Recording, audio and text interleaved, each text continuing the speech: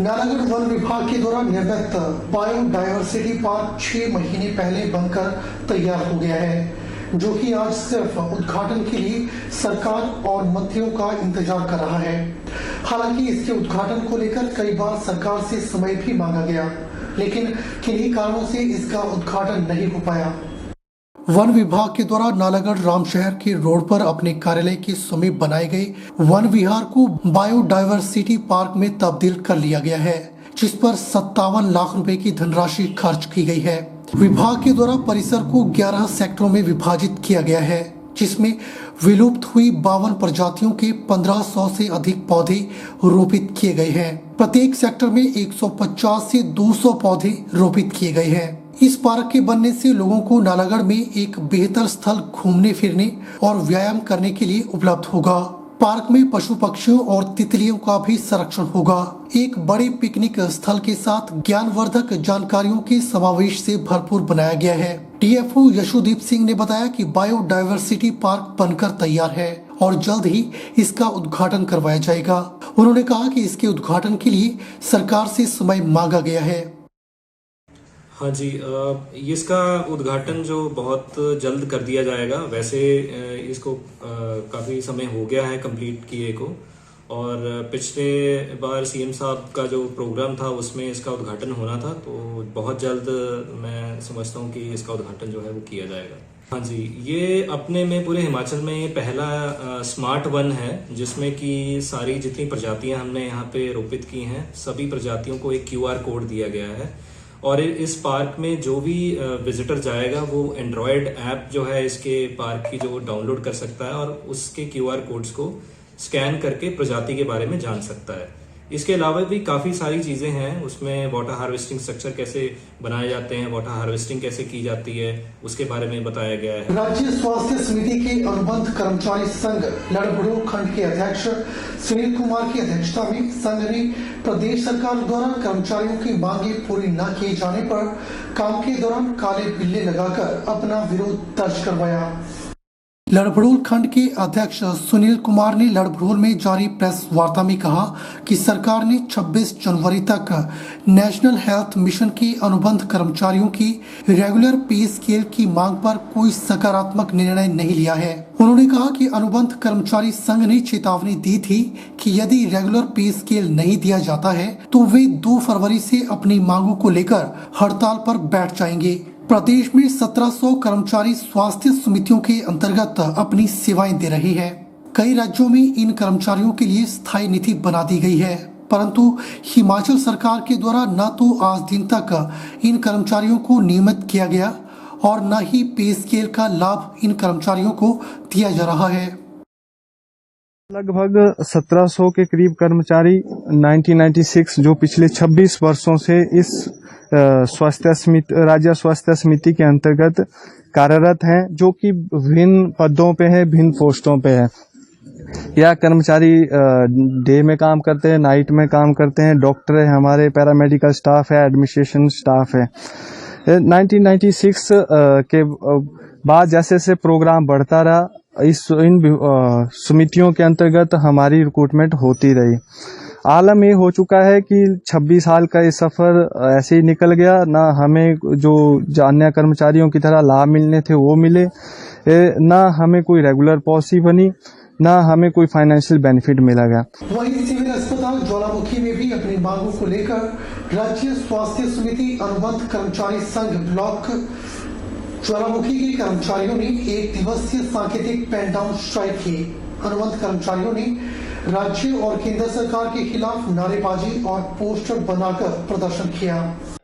स्वास्थ्य अनुबंध कर्मचारी ब्लॉक ज्वालामुखी के प्रधान डॉक्टर अमित ने कहा कि संघ की मांग है कि कर्मियों के लिए रेगुलर पॉलिसी बनाई जाए और रेगुलर पे स्केल लागू किया जाए, या जब तक रेगुलर पॉलिसी नहीं बनती है तो अन्य कर्मचारियों की तरह रेगुलर पे स्केल दिया जाए। उन्होंने कहा कि इस बारे में प्रदेश सरकार को अवगत करवाया गया है। हम यहाँ पे आज NHM के कर्मचारी इकट्ठा हुए हैं अपनी मांगों को लेकर, जो कि हमारी मांगे हैं कि एक रेगुलर पॉलिसी बनाई जाए हमारी, और उसी के लिए हमने एक आंदोलन छेड़ा हुआ है, एक दिन का सांकेतिक आंदोलन, और वो सरकार को भी बताया गया है, सभी को बताया गया है कि एक दिन की सांकेतिक आंदोलन कर रहे हैं पैंडौर। इसमें हम आज कोई भी कार्य नहीं करेंगे। जब जो हमारी मांगे हैं, जब तक हमारी मांगे को पूरा नहीं किया गया, तब तक हम ये आंदोलन जारी रखेंगे। विश्व विख्यात ज्वालामुखी मंदिर में आषाढ़ मास के गुप्त नवरात्रे शुरू हो गए हैं, जो कि 10 फरवरी तक चलेंगे। गुप्त नवरात्रों का विधिवत शुभारंभ पुजारी मधुसूदन शर्मा, पुजारी प्रशांत शर्मा द्वारा विधिवत पूजा अर्चना कर किया गया। सोशल डिस्टेंसिंग अपनाते हुए पुजारी वर्ग जप, पाठ और अनुष्ठान करेंगे और प्रशासन द्वारा दिए गए नियमों और दिशा निर्देशों के मुताबिक ही सारे कार्य संपन्न करेंगे। मंदिर अधिकारी दीनानाथ यादव ने बताया कि माघ मास के गुप्त नवरात्रि प्राचीन परंपराओं को निभाते हुए शुरू हो गए हैं और विश्व कल्याण हेतु सभी पुजारी वर्ग लाखों की संख्या में जप पाठ करेंगे। उन्होंने बताया कि हिंदू धर्म में नवरात्रि माँ दुर्गा की साधना के लिए बेहद महत्वपूर्ण माने जाते हैं।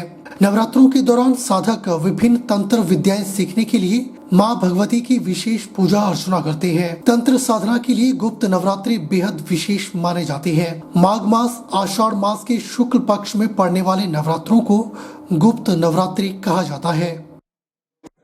आज माँ ज्वाला जी के दरबार में गुप्त नवरात्रों में के लिए एक धार्मिक अनुष्ठान बैठाया गया है। तो इसमें देश और विश्व की शांति के लिए 8-9 दिनों तक ये पाठ चलेगा और गुप्त नवरात्रों की सबको बहुत बहुत हार्दिक बधाई। गुप्त नवरात्रों जो हैं ये विशेष दिन गिने जाते हैं पूजा के लिए, तो सभी पुजारी वर्ग यहाँ पे और मंदिर न्यास के सदस्य और पूरा मंदिर प्रशासन पूरे जोर शोर से हर्षोल्लास से इन गुप्त नवरात्रों को मनाते हैं। इन गुप्त नवरात्रों में बहुत सी सिद्धियां प्राप्त होती हैं और हम लोग यहाँ पे विश्व कल्याण के लिए पूजन करते हैं। इसमें माँ का चंडी पाठ जो है वो शत चंडी की जाती है।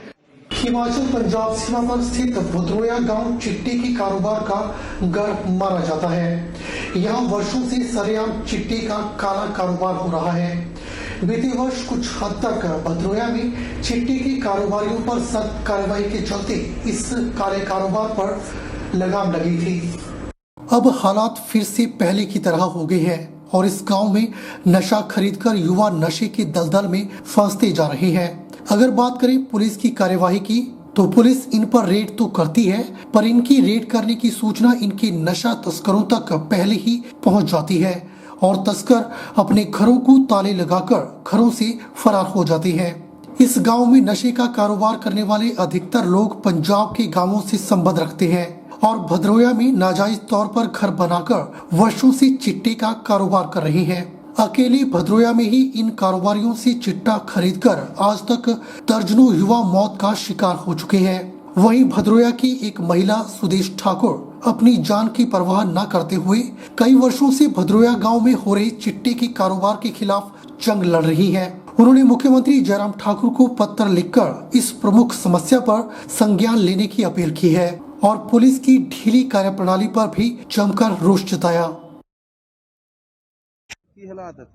ਇੱਥੇ ਦੇ ਹਾਲਾਤ ਇਹੋ ਜਿਹੇ ਜਿਹੋ ਜੋ ਪਹਿਲੇ ਹੀ ਨਾ, ਅੱਜ ਤੋਂ 2 ਸਾਲ ਪਹਿਲੇ ਹੀ ਹਾਲਾਤ ਮਾੜੇ ਸੀ, ਉਹੀ ਹਾਲਾਤ ਫਿਰ ਸ਼ੁਰੂ ਹੋ ਗਏ ਆ। ਥੋੜਾ ਜਿਹਾ ਵਿੱਚ ਮੈਂ ਬੋਲ ਬੁਲਾਰਾ ਕੀਤਾ ਸੀ, ਥੋੜੇ ਹਾਲਾਤ ਠੀਕ ਹੋ ਗਏ ਸੀ। ਠੀਕ ਹੈ, ਤੇ ਜੋੜੀ ਇੱਥੋਂ ਦੀ ਆਪਣੀ ਹਿਮਾਚਲ ਦੀ ਪੁਲਿਸ ਹੈਗੀ ਨਾ, ਆਪਣੇ ਮੈਂ ਡੀਐਸਪੀ ਸਾਹਿਬ ਨੂੰ ਫੋਨ ਕੀਤਾ, ਐਚਐਸਓ ਸਾਹਿਬ ਨੂੰ ਫੋਨ ਕੀਤਾ ਔਰ ਮੁਲਾਜ਼ਮ ਵੀ ਆ ਕੇ ਦੇਖ ਚੁੱਕਿਆ ਮੌਕਾ, ਤੇ ਇਹਨਾਂ ਨੇ ਕੋਈ ਕਾਰਵਾਈ ਨਹੀਂ ਕੀਤੀ ਹੈਗੀ। ਤੇ ਮੈਂ ਕਹਿੰਦੀ ਵੀ ਕਾਰਵਾਈ ਹੋਣੀ ਚਾਹੀਦੀ, ਕਿਉਂ ਨਹੀਂ ਕਾਰਵਾਈ ਕਰਦੇ ਹੈਗੇ? ਇਹ ਕਾਰਵਾਈ ਕਈ ਵਜ੍ਹਾ ਨਾਲ ਨਹੀਂ ਕਰਦੇ, ਮਿਲੀ ਭਗਤ ਬਣੇ ਰਹਿਣ ਹੁਣ ਹੈ।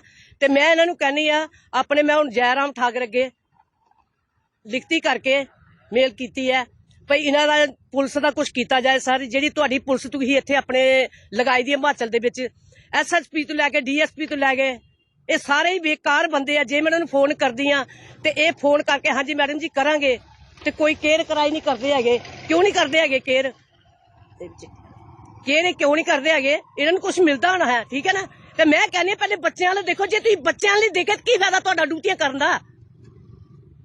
ਔਰ ਪੰਜਾਬ ਦੀ ਪੁਲਿਸ ਨੂੰ ਦੋਸ਼ ਦਿੰਦੇ, ਪੰਜਾਬ ਦੀ ਪੁਲਿਸ ਵੀ ਬੇਕਾਰ ਹੀ ਲੱਗਦੀ ਮੈਨੂੰ ਇਸ ਟਾਈਮ ਤੇ। ਪੁਲਿਸ ਤੇ ਨਾਕਾ ਲੱਗੇ ਤਾਂ ਹੁੰਦਾ, ਇਹਦੀ ਪੰਜਾਬ ਦੀ ਪੁਲਿਸ ਦਾ ਹੀ ਫਰਜ਼ ਬਣਦਾ ਹੈ ਭਈ ਅਸੀਂ ਰੋਕੀ ਹੈ ਮੋਟਰਸਾਈਕਲ ਕਾਰਾਂ ਰੋਕੀ ਵੀ ਤੁਸੀਂ ਪਾਰਕ ਹੀ ਕਰਨ ਜਾਣ ਦੇ ਦਿਓ ਇਹ ਪੁੱਛ ਨਹੀਂ ਸਕਦੇ क्यों नहीं पूछते हैगे बुलेटिन में फिलहाल वक्त हो चला है एक छोटे से ब्रेक का। ब्रेक के बाद तुरंत हाजिर होते हैं।